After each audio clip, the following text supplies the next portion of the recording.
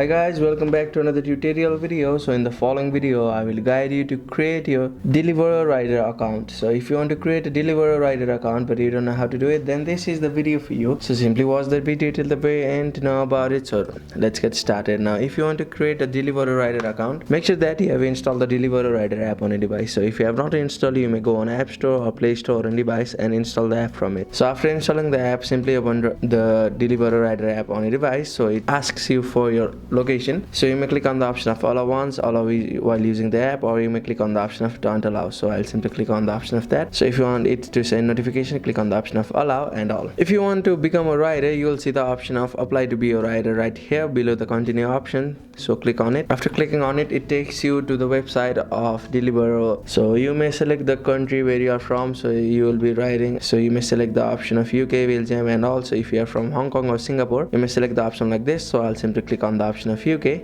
So, and if you are from Belgium, France, Ireland, Italy, Hong Kong, and Singapore, you may also click on the option of the country where you are from. So I'll click on the option of UK for now. So the main reason you like to be a deliverer, so you need to select the option. So if you want flexible hours, if you want extra income, and also click on the option which you think is good for you.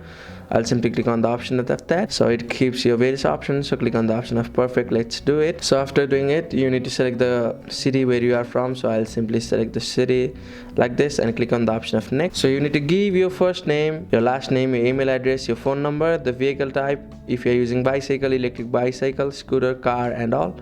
So after filling all of it, you need to select the bank accounts and all. After selecting the bank account, you need to verify your identity and all. So after doing all of it, you'll be able to log into or create your Deliveroo rider account. So that's it. That's how you can create a Deliveroo rider account. Thank you for watching the video. Please don't forget to like the video and subscribe to our channel. Thank you.